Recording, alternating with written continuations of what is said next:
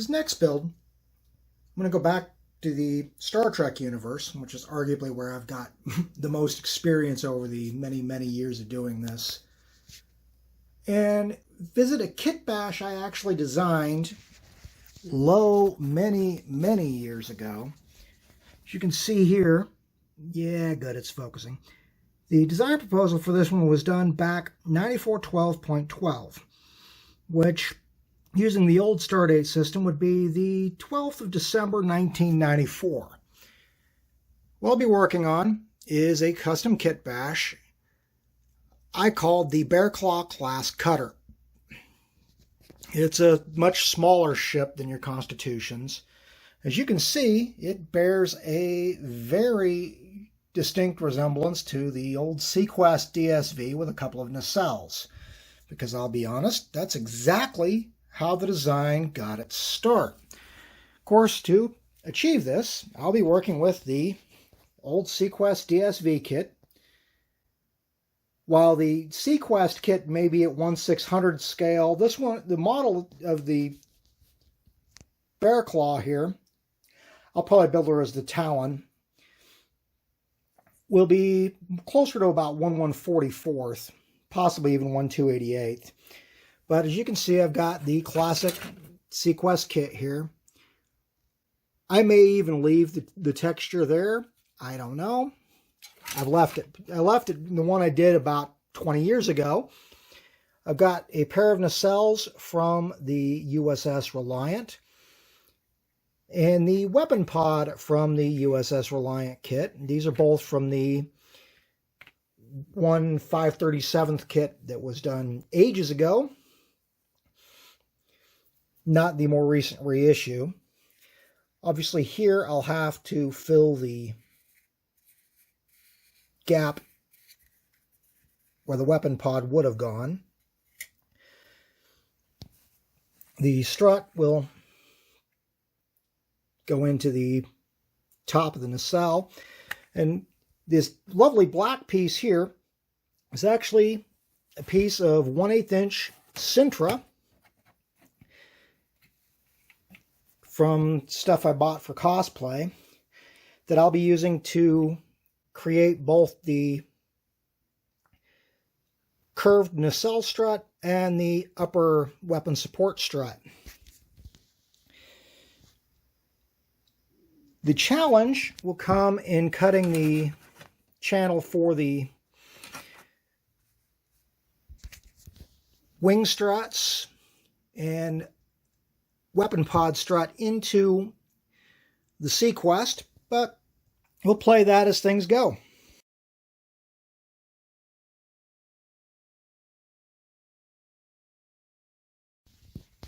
All right, as you can see, I've got the sides filled on the weapon pod. And I've also taken some sheet styrene and filled what would be very visible gaps on the thruster pod from the SeaQuest. I've also opened up the vents and filled them with some sheet styrene in an effort to create the same impulse effect I used on the previous version of this. I may go in and still fill those vents with something else, but that's a work in progress.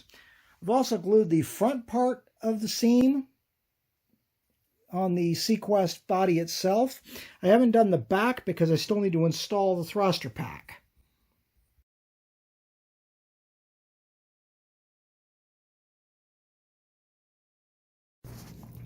All right, as you can see, I've got the clamps on the nacelles.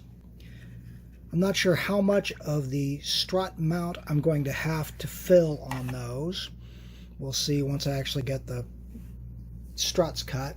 And we have the rubber banded, currently assembled hull, including the filled impulse pod and the finished, I don't know if I showed it before, the finished weapon pod. Still need to make the strut for it, as well as cut the holes in the main body for the struts. But, you know, it's progress.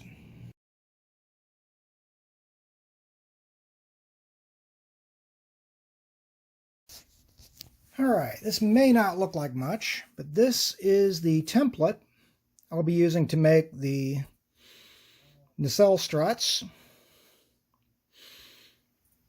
Of course, you've got your gap for the hull. Center line, I'm going to fold it down, so all I've got to do is cut the one side and get the curves to match up But next stop after I get this cut will be to actually commit it to the Sintra.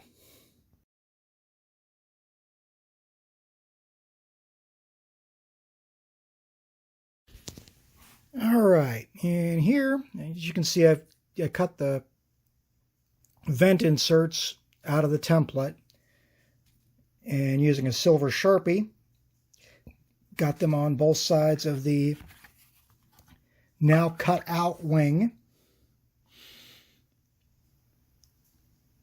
Sanded the edges, trimmed it up a bit with my Dremel.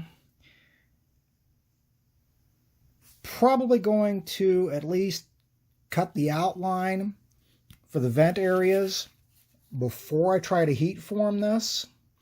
And then, of course, I've got to go to the body and cut the channels for the wings, which I have marked where they need to go.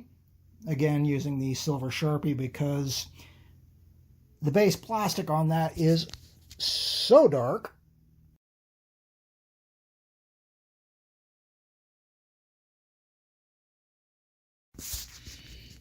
Alright, as you can see here,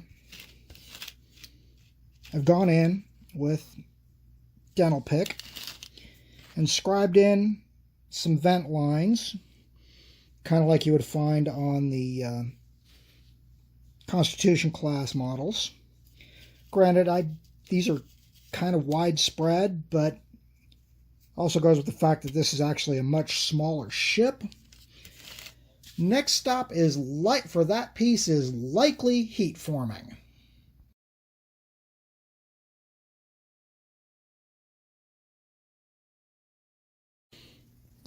Alright, as you can see, work has progressed quite a bit on the Talon. The wing is in place, mostly so I could line up the vertical strut and get it to the right depth with the rest of the hull. Slots have been cut with my Dremel. Wings still need to be heat shaped to get the proper droop to them. And I've also cut channel in the bottom of the weapon pod so it can be glued to the top of the strut.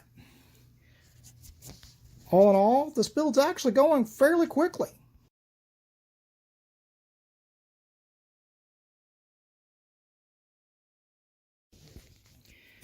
Alright, at this point I've used some E6000 to glue the Sintra wing into the body, as well as the upper fin into place.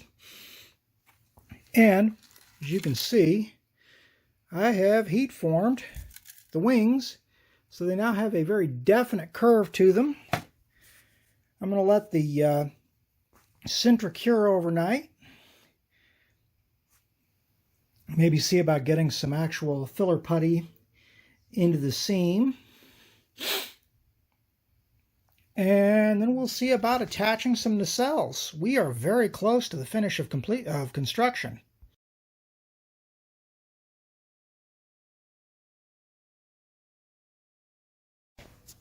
Okay, as you can see by all the lovely off-shade red, I've got Bondo in play on the seams, especially where the big holes were. Oops, looks like I missed a spot. I have to go in and fix that. But once that's cured up, I'll sand it down and we'll go for installation of the nacelles.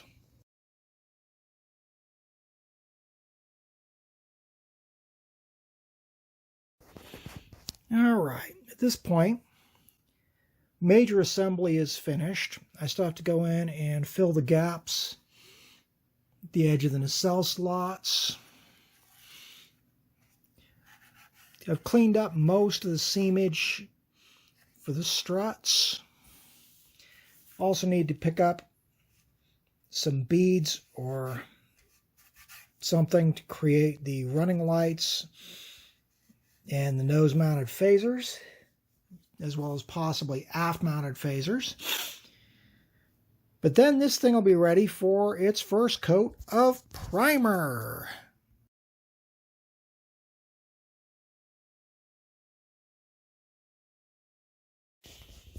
Okay, likely the last time we'll see this before it's in primer. You can see the presence of the little metal beads on the hull. The smaller ones are acting as running lights, while the larger ones here on the aft and up here on the nose are our ship's phasers. I've also gone in and drilled out some RCS thrusters in the forward hull, just to give a better idea how this ship would actually, maneuver.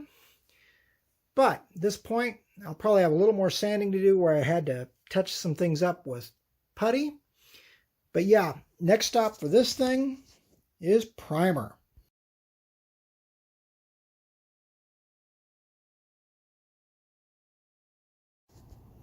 All right. Taking advantage of the very nice weather to get outside. And as you can see, we have a coat of black, well, what will be flat black, over the entire model, making it a nice integrated whole. I apologize for the glare in some of this, but, this is what happens when you're dealing with natural sunlight. All in all, I'm very happy with how this looks so far. I'm looking forward to see how it looks with the coat of white on it after this.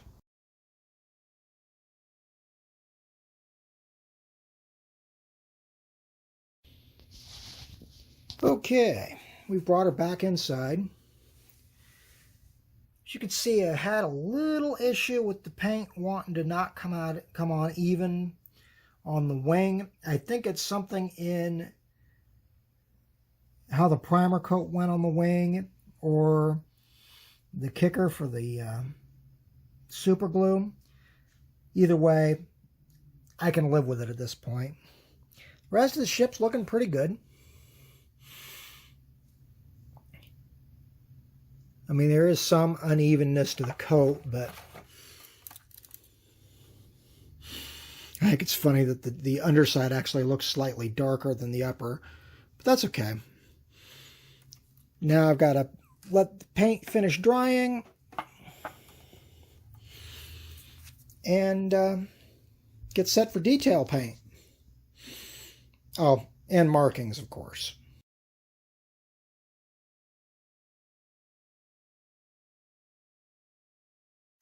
All right, got the detail painting done, added a couple of details, and got all the markings on. So at this point, we're going to call the Bearclaw Class Cutter / USS Talon build done. As you can see, I added some blue detail. I went in with a piece of electrical tape and added the access plates, for lack of a better term, for the warp power conduits. Went in with some light blues and some grays, orange on the maneuvering thrusters, painted in the running lights.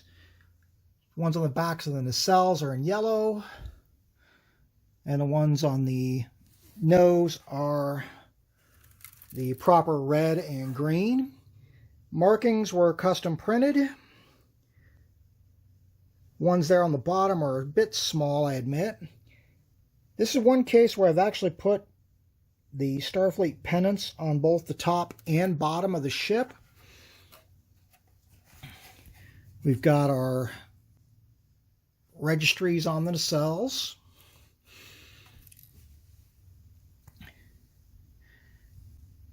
That one, I admit, was kind of an improvisation because my original idea broke up. But all in all, what used to be the SeaQuest DSV has, in my opinion, turned out fairly well. I admit there are some areas where some improvement could be made on the construction, but I still consider this more a proof of concept than anything else. And it still looks a dang sight better than the old one did. I also don't have to worry about the balsa breaking from the original version, because of course this one's got Sintra wings, where the old one I built 20 years ago used balsa, because I didn't know about Sintra then. But before I start rambling, got our phasers in place on the front and rear. Before I start rambling, I'm going to go ahead and put some stills at the end of this. And thank you all for following along.